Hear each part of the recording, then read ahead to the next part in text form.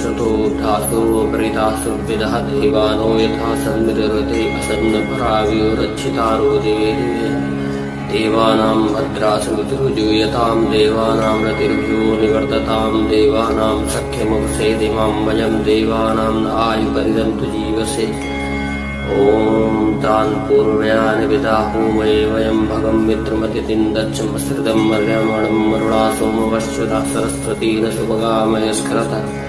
तन्नो वातो मयो वातिभैषजं तन्माता तत्पिताथौ तद्ग्रामाणाः सोमसुतो वयाहुवश्वतश्चरादिष्टया वमसे भूमये वयम्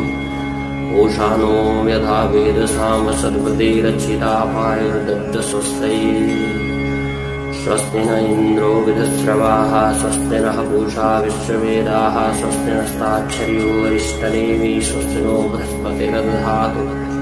वृषदस्वामरुदः पश्चिमातरः शुभयावानो विदेषु जगन्मयः अग्निजिह्वामनवासु ऋचक्षसो विश्वनो देवावसागमन्यः हरिः ॐ भद्रं कर्णेभिः शृणुयाम देवा भद्रं पश्येमच्छभिर्जत्रास्त्रिरङ्गे स्तुत्वास्तिकेन स्वस्तुनुवीवसेमहि देवहितं यदायुः ॐ शतमिन्नु शरदौ अन्ति देवा यत्रानचक्राजरसं तनूनां पुत्रासो यत्र रुद्रो भवन्तु मानो मध्यारितस्तारयुगन्धोः ॐ धौरदितिरन्तरिक्षं मदितिर्माता स पितः स पुत्रः विश्वे देवा अदितिः पञ्चजना अदितिर्जातं मदितिर्जनत्वम् ॐ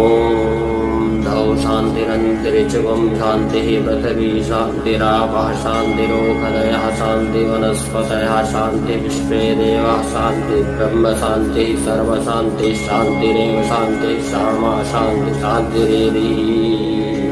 ॐ गणानान्त्वा गणपतिगुं घवामहे प्रियानान्त्वा प्रियपतिगुं घवामहे निधीनान्त्वा निधिपतिगुं घवामहे वसुममुहाहमजानि गर्भतमत्तमयासि गर्भतम् ॐ सिद्धिबुद्धिसहिताय श्रीगणपतिं वाहवयामि ॐ श्रीमन्महागणाधिपतये नमः श्रीलक्ष्मीनारायणाभ्यां नमः श्रीउमामहेश्वराभ्यां नमः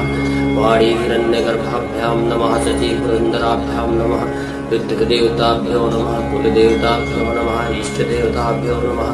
नगरदेवताभ्यो नमः ग्रामदेवताभ्यो नमः ॐ सम्मुखैषैकदन्तस्य कपिलो गजकर्णकः धूम्रकेतुर्गणाधच्छो भालचन्द्रो गजाननागो शान्ताकारं भुजगशयनं पद्मनाभं सुरेशं विश्वाधारं गगनसदृशं मेघवर्णम्